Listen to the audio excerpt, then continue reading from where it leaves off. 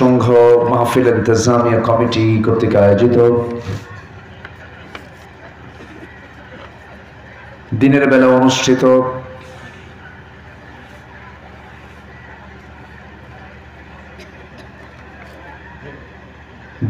অনুষ্ঠিত আজকের এই তাফসীরুল কোরআন মাহফিল 2024 9 মার্চে অনুষ্ঠিত আজকের এই মহৎ আয়োজনের সম্মানিত সুযোগ্য সভাপতি, আজকের মাহফিলের বরেণ্য সাহেব সদর জনাব মৌলানা আব্দুল বারী, প্রধান অতিথি সুন্দরপুর ইউপির মাননীয় চেয়ারম্যান মহোদয় জনাব হাবিবুর রহমান, কথা বলেছেন নন্দিত আলেমে দ্বীন মৌলানা মিরাজুল ইসলাম সাহিব। আজকের মাহফিলের সম্মানিত মেহমানবৃন্দ, হযরত উলামায়ে কেরাম, ফদলাইজাম, সুশীল সমাজ, জাতির শ্রেষ্ঠ সন্তান, শিক্ষক মণ্ডলী, আজকের মাহফিলের প্রধান আকর্ষণ যাদেরকে নিয়ে আজকের এই সাজানো গোছানো বর্ণাঢ্য আয়োজন, তাওহীদের পতাকাবাহী, কালেমার ঝান্ডাবাহী, দ্বীন ইসলামের নরসারদুল বীর মুজাহিদ, প্রাণ প্রিয় সম্মানিত দ্বীনি ভাইরা, আড়ালে বসে আছেন শ্রদ্ধেয়া সম্মানিতা মা বোনেরা। আলোচনার সূচনায় আনুষ্ঠানিকতার মধ্য দিয়ে আমার পক্ষ থেকে আবারও দিল খোলা সালাম, আসসালামু আলাইকুম ওয়া রাহমাতুল্লাহি ওয়া বারাকাতুহু। সালামের জবাব একটু দুর্বল মনে হলো, রমজান তো এখনো আসে না। আসসালামু আলাইকুম ওয়া রাহমাতুল্লাহি ওয়া বারাকাতুহু। সবাই কেমন আছেন? আপনি কেমন আছেন? জি, আমাকে প্রশ্ন করে ফেলেছেন, লক্ষণ মুহাব্বতের লক্ষণ এটা। জি, আলহামদুলিল্লাহ, আল্লাহ তাআলা আমাকে আপনার মতোই রেখেছেন, আলহামদুলিল্লাহ। সম্মানিত হাজিরিন, মহান রব্বুল আলামিনের অশেষ শুকর যে মহান আল্লাহ সুবহানাহু ওয়া তাআলা আমাকে আপনাকে সারাদিনের কর্মজীবনের সকল কর্মব্যস্ততাকে মাইনাস করে, সকল পারিবারিক জীবনের সমস্ত কর্মব্যস্ততাকে স্থগিত করে যিনি আমাকে আপনাকে এমন সুন্দর কোরআনের আয়োজনে সুন্দরভাবে শামিল হওয়ার তৌফিক দিয়েছেন, সেই মহান মাহবুদের দরবারে আমরা সবাই লাখ কোটি সুজুদ শুকর আদায় করি। আমরা মুহাব্বাতান বলে উঠছি আলহামদুলিল্লাহ, আবারও বলে উঠছি আলহামদুলিল্লাহ, চিৎকার মেরে বলছি আল্লাহুম্মা ইন্নী আসআলুকা আল হুদা ওয়াত তুকা ওয়াল আফাফা ওয়াল গিনা। সবাই বলি আল্লাহুম্মা লাকা আসলামতু ওয়া বিকা আমানতু ওয়া আলাইকা তাওয়াক্কালতু ওয়া ইলাইকা আনাবতু ওয়া বিকা খাসামতু। ঠিক হয়েছে? কারেন্ট পালায় গেছিল, কারেন্ট পালায়। আচ্ছা, এলাকার লোকাল ভাষা ভালো, আলহামদুলিল্লাহ। তো কারেন্ট পালায় তাহলে না, চোর পালায় না, চোর চলে যায় আর কারেন্ট পালায়। যাই হোক, বিদ্যুৎ এসেছে, মেশিন চলছিল, ওটা এক ডিস্টার্ব। আমরা এখন শান্ত সুন্দর পরিবেশে বসে আছি, বলি আলহামদুলিল্লাহ। সম্মানিত হাজিরিন, সালাতুল আসর নামাজ এখানে হয়েছে। আমি যদি প্রশ্ন করি সবাইকে সালাতুল আসর আদায় করেছেন, সবার কি হাত উঠবে? আমি হাত তুলতে বলিনি তো। আপনি প্রশ্ন দিকে এতবার মাতব্বরি করবেন না। কিন্তু এক ওয়াক্ত নামাজের দাম, এক ওয়াক্ত নামাজ ছেড়ে দিলে তার ক্ষতি, এটা যদি বান্দা বুঝতো তাহলে সব প্ল্যান ছেড়ে দিয়ে আগে সে নামাজের প্ল্যানে ব্যস্ত থাকতো। তো আমি সবার কাছে উদাত্ত আহ্বান জানাবো, আমরা কাজটা করব নামাজের অধীনে না নামাজকে ফেলে দিব কাজের অধীনে? কোনটা বলেন তো? কাজ কি নামাজের অধীনে থাকবে না ইনশাআল্লাহ? বলবো ভাই নামাজটা পড়ে আমি কাজটা করতেছি, কিন্তু এই কথা বলা যাবে না ভাই আমি কাজটা করে নামাজটা পড়ব, তাহলে কাজের অধীনে সালাত চলে গেল, গুরুত্ব কমে গেল। মাহফিল আপনি যদি নাও আসতেন, কোরআন শোনা জরুরি, কোরআন শোনাটা জরুরি, কিন্তু আপনি যদি না আসতেন আজকে আপনার আমলনামায় কিন্তু গুনাহ লেখা হতো না। কিন্তু সালাতুল আসর যদি না পড়েন, শুধু গুনাহ, শুধু গুনাহ না বড় গুনাহ? শুধু বড় গুনাহ না মারাত্মক গুনাহ? মারাত্মক গুনাহ। কিন্তু আজকে এই জাতি যদি কোনো কিছু ছেড়ে দিয়ে থাকে, সবচেয়ে বেশি ছেড়ে দেয় হলো নামাজ। সবচেয়ে বেশি ছেড়ে দেয় কি? সালাত। নামাজটা অবহেলা করে ছেড়ে দেয়। সম্মানিত ভাইয়েরা, সবার কাছে আমার উদাত্ত আহ্বান থাকবে, যেহেতু আমি এখানে সালাতুল আসরের সময় আমি নামাজ পড়ি, মুসাফির তো এখানে বসে আমার মনে হয় একটু সমস্যা হবে। আমার মনে হয় যে সরাই দিলে মনে হয় একটু, না ওকে ধমক দেওয়া যাবে না, ধমক না, একটু করতে হবে।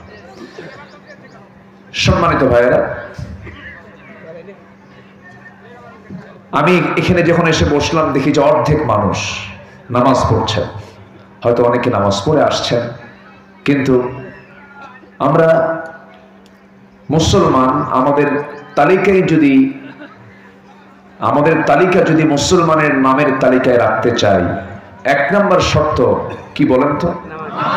আরো জোরে বলেন। রাসূল কিন্তু ক্লিয়ার কাট কথা একটা বলে দিয়েছেন, আল ফারকু বাইনাল মুমিন ওয়াল কাফির তারকুস সালাহ। আচ্ছা, কাফের এবং মুমিনের মাঝে পার্থক্য সৃষ্টি করে দেয় যে ইবাদত, সেটা হলো as-সালাত, নামাজ। মান তারাকা সালাতান মুতাআম্মিদান ফাকাদ কাফার, যে ব্যক্তি এক ওয়াক্ত সালাত ইচ্ছাকৃত ছেড়ে দিল, সে যেন কুফরি করলো। নাউজুবিল্লাহ বলবেন না? সে কি করলো? কুফরি করলো। ছোটখাটো অপরাধ না অনেক বড় অপরাধ? অনেক বড় অপরাধ। সম্মানিত হাজিরিন, আমি প্রথমে এই কথাটা বললাম এই জন্য আমার দৃষ্টিগোচর হয়েছিল যে নামাজের সময় অনেকে ঘোরাফেরা করলে, আবার যখন মাহফিল শুরু হলো উনি মাহফিল অংশগ্রহণ করলেন, অথচ মাহফিলের চাইতে হাজার হাজার গুণে বেশি দামি হলো সালাতুল আসর। আর এই ব্যাপারে আল্লাহ তাআলা, এই নামাজের ব্যাপারে আল্লাহ তাআলা আরো বেশি গুরুত্ব দিয়েছেন। হাফিযু আলাস সালাওয়াতি ওয়াস সালাতুল ওয়ুসতা, তোমরা মধ্যবর্তী নামাজে বেশি যত্নবান হও। ম্যাক্সিমাম, অধিকাংশ মুফাসসিররা তারা এটাকে সালাতুল আসর বলে ইঙ্গিত দিয়েছে। সম্মানিত ভাইরা, আসুন আমি মূল আলোচনার দিকে আস্তে আস্তে যাচ্ছি। আমি আলোচনার সূচনায় আল কোরআন আল কারীমের গুরুত্বপূর্ণ একটি সূরা, সূরাতুন নূর থেকে। নূর মানে হচ্ছে আলো। নূর মানে কি বলেন তো? আলো। অন্ধকারের বিপরীত কি? আলো। নূর হচ্ছে আরবি শব্দ যার অর্থ হলো আলো, আর যুলুমাত মানে হচ্ছে অন্ধকার। নূরের অপোজিট হচ্ছে জুলুমাত। আল্লাহ তাআলা এই কোরআনটা নাজিল করেছেন আলোকিত করার জন্য। কি থেকে? অন্ধকার থেকে আলো, অর্থাৎ অজ্ঞতা, বর্বরতা, জাহেলিয়াত থেকে মানুষকে তুলে যেন আলোর দিকে নিয়ে আসা যায়, ইসলামের দিকে নিয়ে আসা যায়। আল্লাহ রাব্বুল আলামিন রাসূলকে দুনিয়াতে কেন পাঠিয়েছেন? কোরআনটা রাসূলকে কেন দিয়েছেন? কিতাবুন আনজালনাহু ইলাইকা লিতুখরিজান নাসা মিনাজ যুলুমাতি ইলান নূর। হে রাসূল, আমি আপনাকে যে কিতাবটা দিলাম, কোরআনটা দিয়েছি, কোরআন দেওয়ার উদ্দেশ্য হলো আপনি জানো এই কিতাব দিয়ে মানুষকে যেন জুলুমাতের দিকে থাকা মানুষকে, অন্ধকারে নিমজ্জিত জাতিকে যেন আপনি কোরআনের আলোতে আলোকিত করে তাদেরকে যেন জান্নাতের রাস্তায় তুলে দিতে পারে। ওয়ান নূরিল্লাযী আনজালনা, কোরআনের আরেকটা নাম হলো নূর। ওয়ান নূরিল্লাযী আনজালনা। তো সেই সূরা নূর থেকে 24 নম্বর সূরা থেকে আমি দুটি আয়াত আমি তেলাওয়াত করেছি, 51 এবং 52। আল্লাহ তাআলা এই দুটো আয়াতে সফল কারা, মূলত কোন কোন ব্যক্তিরা সফল, আল্লাহ তাআলা এই কথাটা স্পষ্ট করেছেন, ক্লিয়ার করেছেন। আমি দুটো আয়াতকে সামনে রেখে কথা বলতে চাচ্ছি। আমাকে সময় দেওয়া যাবে তো? সবাই আমাকে সময় দিতে রাজি আছি তো ইনশাআল্লাহ? জোরে বলি ইনশাআল্লাহ। মাহফিল কমিটি বসার যে জায়গা করেছেন সব ফিল আপ হয়ে গেছে, টুইটম্বর হয়ে গেছে। অনেকে দাঁড়িয়ে থেকে শুনছেন, এদিক সেদিক হয়তো বা মাইকের আওয়াজে সেখানে শুনছেন। তবে আমার সবার কাছে অনুরোধ থাকবে, মাহফিলের মূল পয়েন্টে বসে যান। সব কিছুর একটা সৌন্দর্য আছে, তাই না? নামাজ যখন শুরু হয় তখন প্রথম কাতার আগে না দ্বিতীয় কাতার আগে? এরপরে দ্বিতীয়, তৃতীয়। নামাজ শৃঙ্খলা শেখায়। আমি বলছি না যে নামাজের মতো করে এখানে শর্ত তা না, কিন্তু নামাজ থেকে শৃঙ্খলার শিক্ষা আছে না নাই বলেন তো? আচ্ছা, এই শিক্ষাটা আমরা যদি না নিই, আমরা মুসলমান, তাহলে কেমন হলো? আমরা মেহেরবানি করে যে যেখানে আছি মাহফিলের সৌন্দর্য রক্ষার্থে, মাহফিলের মূল জায়গায়, বরকতময় জায়গায় আমরা বসে আমল করার নিয়তে শুনবো। জোরে বলি ইনশাআল্লাহ। সম্মানিত ভাইয়েরা, আমরা কিন্তু ব্যর্থ হতে চাই না। পরীক্ষায় ছাত্র অংশগ্রহণ করে ফেল করার জন্য না পাস করার জন্য? কিন্তু সবাইকে পাস করে? কিছু ফেল করে, কিছু ফেল করে। আচ্ছা, ফেল যে করে এটা কি শিক্ষকের দোষ? কার দোষ? শিক্ষক কি চায় যে কোনো ছাত্র আমার ফেল করুক? না। সব শিক্ষকের চাওয়া হচ্ছে আমার ছাত্রগুলো পাস করুক, কিন্তু কিছু ছাত্র ফেল করে। এতে শিক্ষকের কোনো দায় নেই, শিক্ষকের কোনো দোষ নেই। তেমনি আল্লাহ তাআলা বান্দাকে পৃথিবীতে পাঠিয়েছেন। কিছু ছাত্র ফেল করবে, জাহান্নামে চলে যাবে। কিছু ছাত্র জান্নাতে চলে যাবে, অর্থাৎ আল্লাহর কিছু বান্দা জান্নাত পাবে, কিছু বান্দা জাহান্নাম পাবে। তাহলে এক্ষেত্রে কি আল্লাহকে দোষ দেওয়া যায়? অনেকে কিন্তু দোষ দেয়। দেখেন না কি সুন্দর করে গান গায়, যেমনে নাচাও তেমনে নাচি, পুতুলের কি দোষ? আছে না? এরকম আছে।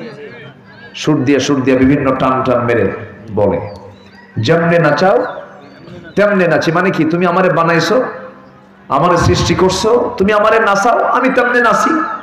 পুতুলের কি দোষ? আমারে তুমি দোষ দাও কেন? দোষ আল্লাহর উল্টে দেয়। আমি আকাম কুকাম যাই করি, আমার তো দোষ নাই, দোষ তো আল্লাহর। জোরে কর নাউযুবিল্লাহ।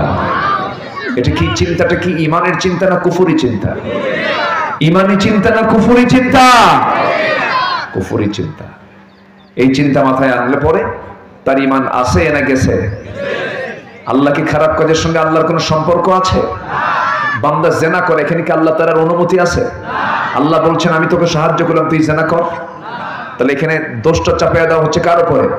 আল্লাহর উপরে। আল্লাহ জানেন, আল্লাহ জানেন যে তুই এই অকামটা করতেছিস, কিন্তু আল্লাহর কোনো সমর্থন এই কাজে নেই। কথাটা কিন্তু খুব গুরুত্বপূর্ণ কথা। যদিও কথাগুলো আমি আক্ষরিকভাবে বলছি, এখানে তো আমাদের ওয়াজ করা না খুব কঠিন। মানে আমাদের মাহফিলগুলোতে যেরকম মাদ্রাসার যারা প্রিন্সিপাল থাকেন, প্রভাষক থাকেন, তাদের ক্লাসে এক মানের স্টুডেন্ট থাকে। ক্লাস 10-এ এক লেভেল, আলিমে এক লেভেল, ফাজিলে এক লেভেল, অনার্সে এক লেভেল। কিন্তু আমরা যে লেভেলে কথা বলতে আসি, এখানে অবাল বৃদ্ধ বনিতা, শিশু থেকে 100 বছরের বুড়া পর্যন্ত এখন ওয়াজ করে। এই জন্য আমাদেরকে অনেক সহজ করে, স্পষ্ট করে কথাগুলো বলতে হয়, অনেক হালকা করে কথাগুলো বলতে হয়। সব দিক থেকেই আমাকে কাভার দিতে হয় আমাদের। যাই হোক, তাহলে আমি অপরাধ করব, অপরাধের দায় অন্য কারো কাঁধে বর্তাবে না, আমার বোঝা আমাকেই বহন করতে হবে। ওয়ালা তাজিরু ওয়াজিরাতুন বিজরা উখরা, কারো বোঝা কেউ বহন করবে না। তাহলে আমাকে এই দুনিয়াতে যেহেতু আল্লাহ পাঠিয়েছেন, আমরা আল্লাহ তাআলার বাধ্য বান্দা হব না অবাধ্য বান্দা হব? অনুগত না অবাধ্য? আমরা অনুগত, আমরা ওবিডিয়েন্ট হব, অনুগত হব কার? আসতে বলবেন না, কার? তাহলে আমরা সফল হতে চাই না ব্যর্থ হতে চাই? সফল হতে চাই। সফল হতে হলে সবার আগে পরামর্শ নেব দুনিয়ার কোনো বক্তা না আল্লাহ, দুনিয়ার কোনো নেতার না আল্লাহ, দুনিয়ার কোনো ব্যক্তির না আল্লাহ। আল্লাহ তাআলা এখানে দুটো আয়াতে ফাইজুন বলেছেন, প্রথমে মুফলিহুন বলেছেন এবং সেকেন্ড আয়াতে ফাইজুন বলেছেন। একই অর্থ, সফল হওয়া, কৃতকার্য হওয়া। ফাইজুন মানে কৃতকার্য আর মুফলিহুন মানে হচ্ছে সফল, কাছাকাছি অর্থ। সম্মানিত ভাইরা, আসুন আমরা মূল আলোচনার দিকে চলে যাচ্ছি। আমি কিন্তু আয়াত তেলাওয়াত করেছি আলোচনার শুরুতেই, যারা শুনেছেন সে আয়াতের দিকে আস্তে আস্তে যাচ্ছি। শুনেন, মান ক্বালা বিহি সাদাকা, যে ব্যক্তি কোরআন থেকে কথা বলে সেই সত্য কথা বলে। যে কথার মধ্যে কোরআন দেখবেন না, ভাববেন যে এই কথা যতই রস হোক না কেন ওই কথার কোনো দাম নেই। আমার কথা কি ক্লিয়ার? কথা কি বুঝতেছেন আপনারা? মাহফিলের সাথে খুঁজবেন যে এই আলোচক তার আলোচনার মধ্যে কয়টা আয়াত বলেছে, আয়াতের সংখ্যা কয়টা, হাদিসের ইবারত কয়টা, এটা কি খুঁজবেন আপনি। যদি দেখেন না 5টা-6টা আয়াত আছে, 2-3টা আয়াত আছে, তাহলে ভাববেন যে এই আলোচনা বরকতময়, এই আলোচনা আল্লাহর পছন্দ হয়ে গেছে। যেরকম আলহামদুলিল্লাহ, আমার দেশে এমন আলোচক আছে 2 ঘন্টার বক্তৃতা, জনগণও কান্দে, বক্তাও কান্দে। কান্দার পর যখন বলা হয় ওয়াজটা শুনলেন, কানলেনও, বুঝলেন কি?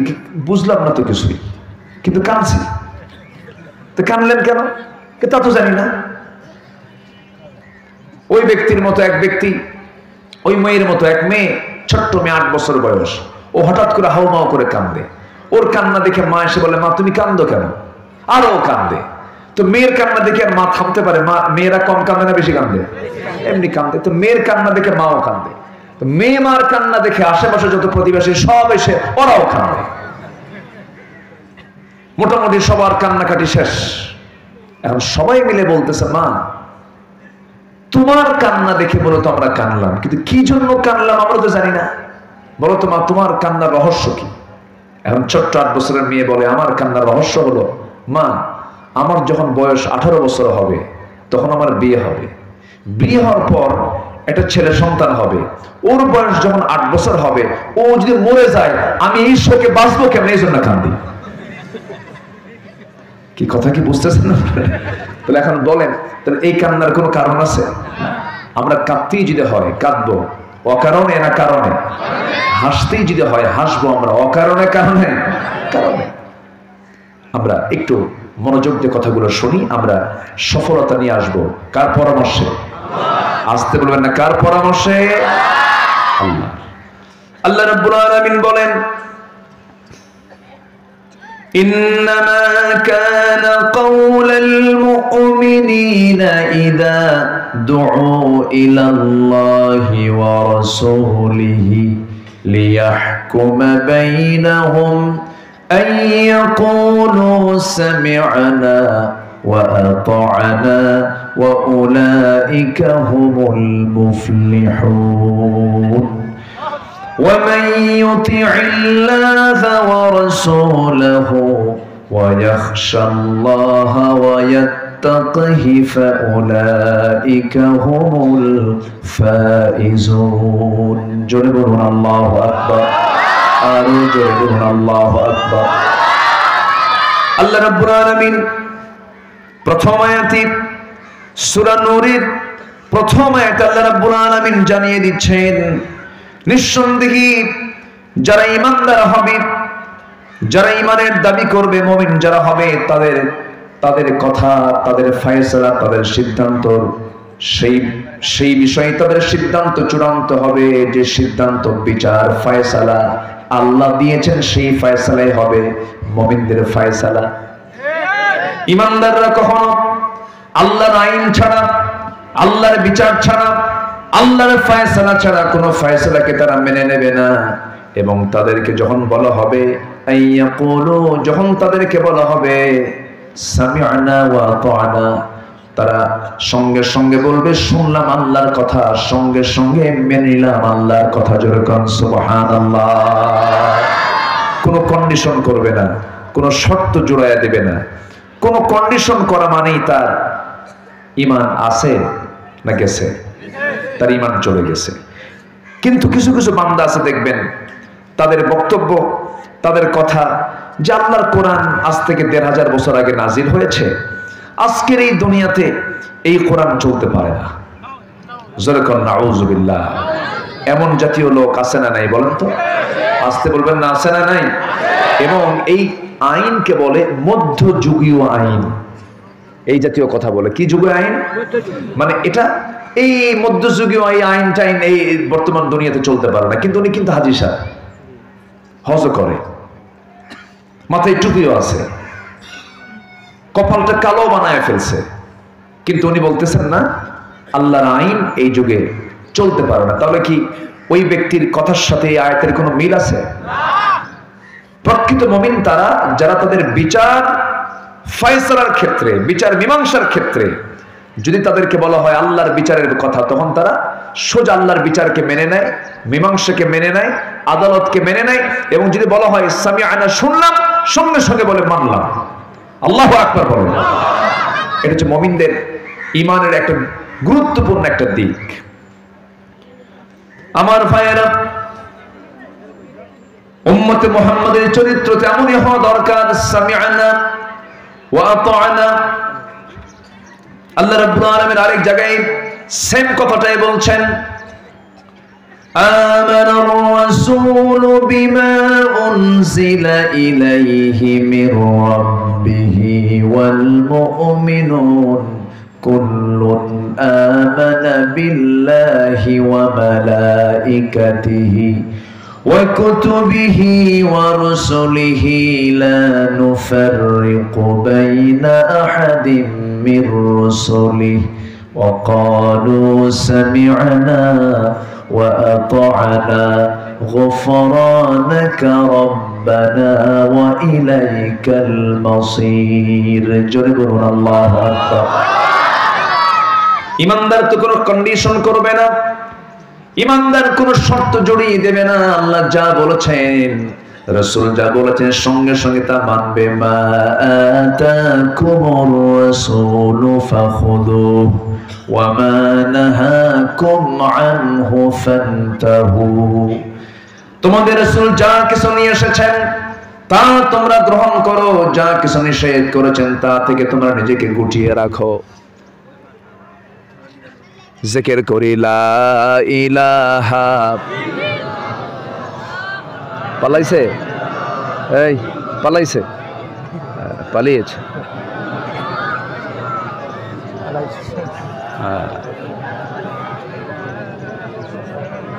চিন্তা করেন, দেশ নাকি উন্নত হয়েছে।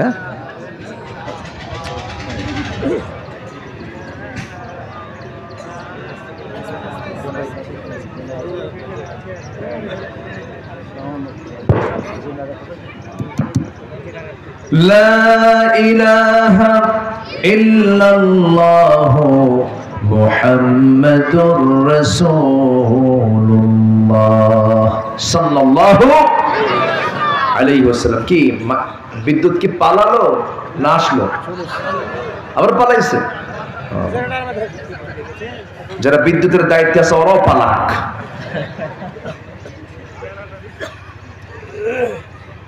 সম্মানিত ভাইয়েরা, তাহলে আমাদের বিদ্যুৎ আনাকুম জানাকুম জানাকুম আনাকুম, তাই না?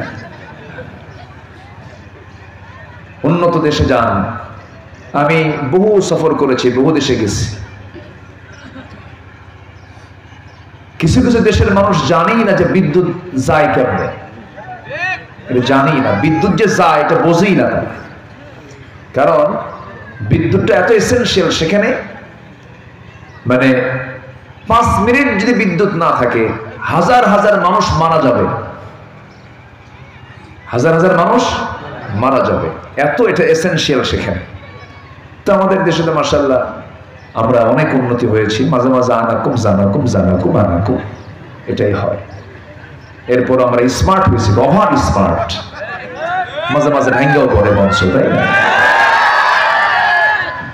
তো যাই হোক, আমার দিকে তাকান, এখন মূল আলোচনার দিকে চলে যায়। কষ্ট পাচ্ছেন না তো আপনারা? বলি আলহামদুলিল্লাহ। একটা প্রশ্ন করব, বলেন তো আমার দেশে কর্মী বেশি না নেতা বেশি এখন, বলেন তো? এই তো, নেতা যদি বেশি হয় ভাগ কম হয় না বেশি হয়? ভাগও বেশি। এই নেতা যদি কম হতো, কর্মী যদি বেশি হতো, ভাগ তো হতো না, তো থেকে যেত। সব নেতা তো ভাগ করতে করতে ওরাই খাইয়া শেষ। কি আসতে কম কেন? শুধু একটা সেক্টর যদি আমরা ঠিক রাখতে পারতাম, সেটা হলো নেতৃত্বের জায়গা। ইমাম নির্বাচন করতে কত সাবধান হই আমরা। ইমাম যদি বিড়ি খায় নামাজ পড়বেন, আর নেতা যদি গাঁজা খায় তাও তো আপত্তি নেই। ইমাম যদি বিড়ি খায় মানবেন না, বলবেন না? আমার প্রশ্নই আসে না, ইমাম মানবই না আমি, বিড়ি খায় কেন? ইমাম যদি কোন মহিলার দিকে যদি একটু চেয়ে থাকে, কোন নজর খারাপ আছে না? নাই।